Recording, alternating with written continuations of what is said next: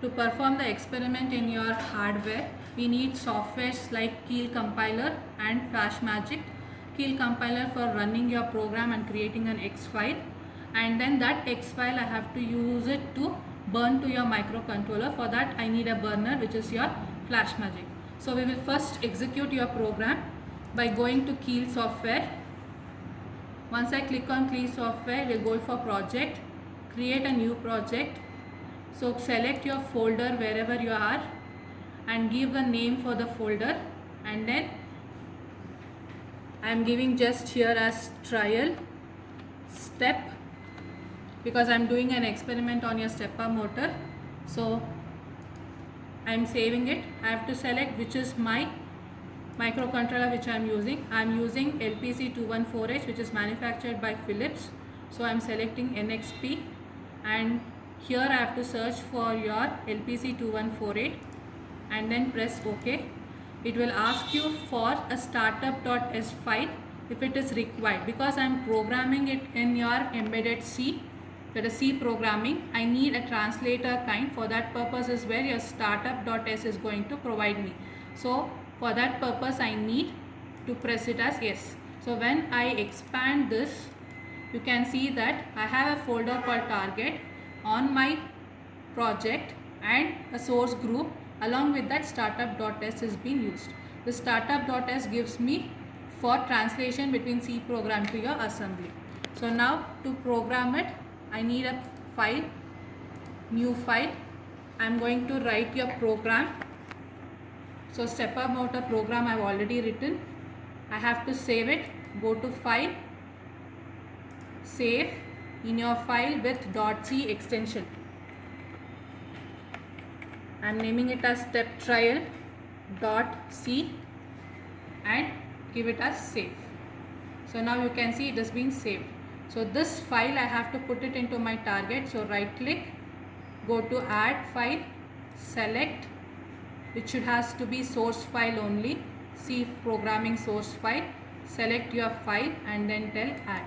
You can see in your project window that has been added. Now it is, you can close it.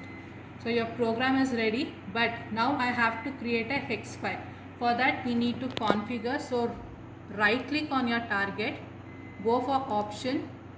In this target, select it as your thumb mode because we are not working on 32-bit, we are working on your 16-bit. So thumb mode is enough. Then cross modulation should be on, and this RAM, it has to be on. Then go to your output window. There you have to select your hex file because the X file is only which we can burn. We can't burn C file or assembly file for your microcontroller. So we need these X files to be on. Then in your listing, select C preprocessor listing because all C programming content has to be added to your library. This has to be done. And then next tab is linker. In linker you have to select use memory layout. So these are the settings which you have to do, and then press OK. Once it is being done, now you can save the file and then go for build. You can directly press F7 or build target. So once you have seen, you have created here the hexa file with 0 warnings and errors. So once this is being done, your hexa file is ready to burn to your system. So we are going for your FlashMagick. Click on FlashMagick.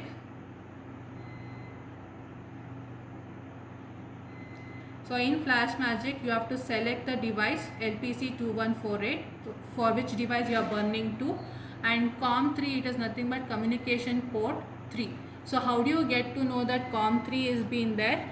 Just minimize this window. In your system, microcontroller, when my computer, when you have, go to your manage. Here you can see the device manager. You can see your ports.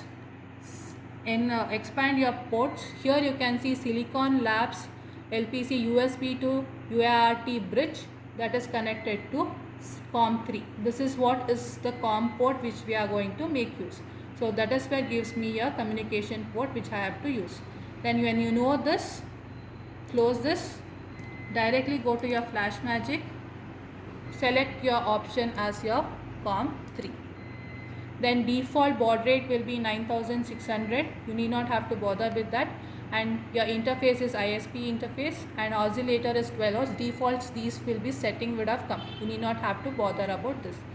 And here step 2 here, erase window. Every time it has to be erased and a new code will be burned. For that purpose this has to be enabled. Erase all flash plus code read port. Then the third step here is select your XR file. To select your XR file, go to your browse.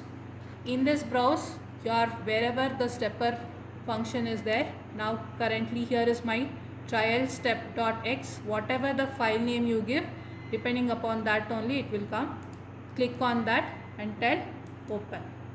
So once it is being done, this is where you have to press your start button.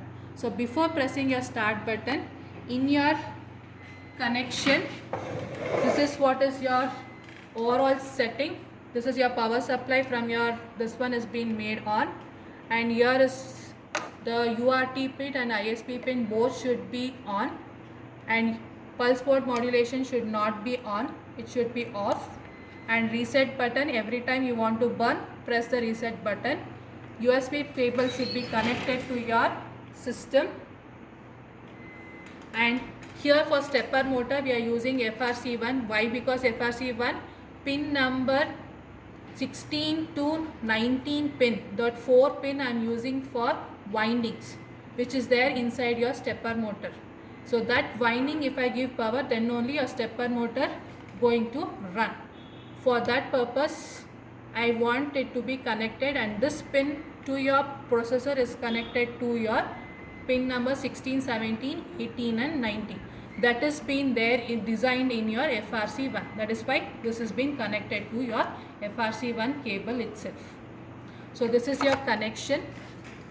So now I want to burn your code into this. For that purpose I am pressing reset, and then in your system, once I have browsed and I have got the X file, I press the start button.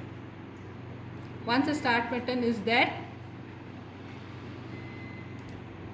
if you get an abort error, try to see your connection, because your power supply was not on, because of which I got your abort error. Now I have on your power supply. Again select your XR file, open, press your reset button, then go for your start. You can see that it starts programming in the device. Once it has been programming, your motor is going to run. I have given a program for 5 seconds. It will go for clockwise and then anti-clockwise. So this keeps on going even though I remove the cable from your microcontroller. If I remove your cable also, your system is going to run. Once the program is there, it will be there in your microcontroller till it is been erased from your microcontroller.